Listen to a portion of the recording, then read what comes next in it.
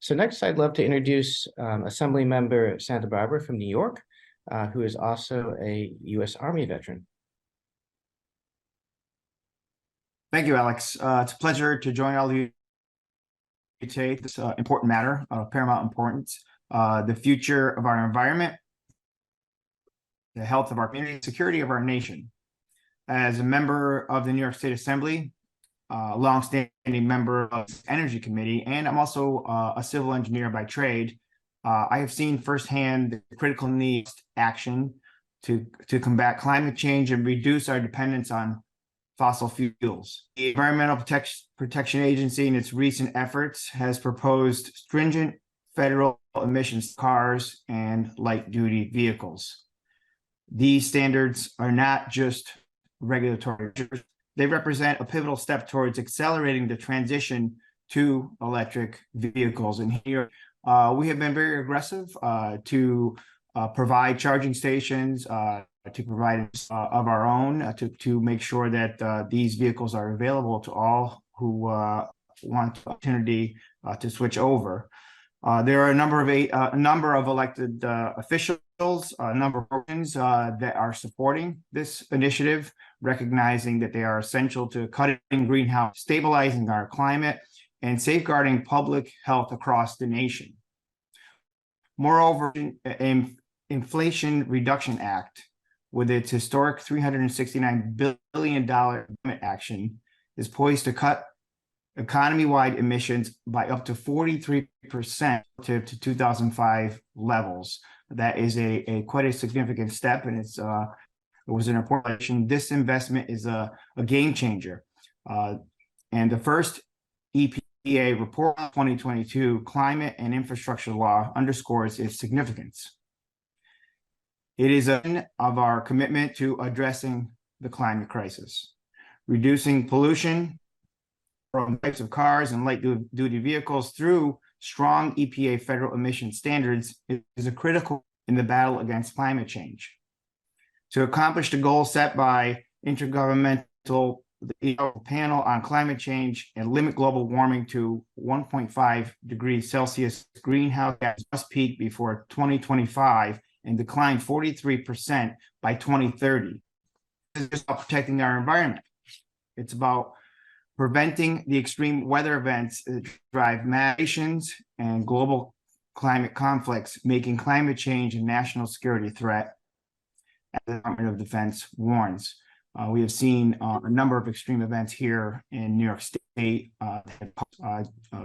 millions and millions of dollars, and we're still recovering from some of the extreme events.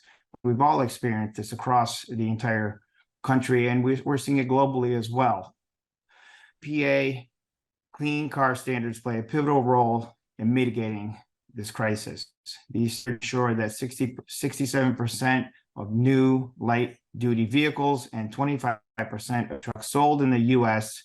are electric by 2032. Cleaning up the transportation, which is responsible for 27% of total emissions and 45% of U.S. oil consumption, one of the most significant steps we can take to fight climate change and protect our children's future. However, we must also acknowledge that the environmental injustices that have plagued our communities for far. Communities of color living near heavily trafficked roads and roadways have borne the brunt of cars and trucks, often due to systematic racism and infrastructure policies. That charging stations for electric vehicles are built in historically neglected areas to rectify this injustice. And again, here in New York State, we're making efforts to do this through legislation that we've already, and we're seeing other states take similar action as well. The benefits of transitioning to levels are manifold. It will reduce emissions, dioxide, methane, nitrogen oxides, particulate matter, and hydrocarbons, significant inequality in communities across the country. Fine particulate matter, one of the main pollutants responsible for tens of thousands of premature deaths in the U.S. each year. The proposed standards are expected to avoid nearly 10 billion tons of carbon dioxide emissions through While the EPA can't control the number of vehicles sold by manufacturers, it does have the authority to the average amount of pollution generated by each manufacturer's fleet of vehicles. These state cars and trucks from model years 2027 to 2032 are a crucial step towards a cleaner, more sustainable future. And it's not just the US that recognizes the urgency of this transition. Other countries like the European Union, Canada, and Britain have already enacted regulations to phase clean-powered vehicles. We must keep pace with these global efforts. The Infrastructure Investment Act dropped $7.5 billion to build a nationwide network of 500,000 EV charging stations, making electric vehicles more accessible to all Americans. The Inflation Reduction Act includes subsidies and consumer tax credits to further incentivize the adoption of electric vehicles. The private sector is on these incentives, committing more than $120 billion in domestic EV and battery investments since the IRA became law. This investment will support manufacturing of millions of all per year, positioning the U.S. as a global EV competitor. And here in New York State and other states have taken their own critical actions towards cleaner cars. These are a signal to the industry and the public about the direction in which the market is heading.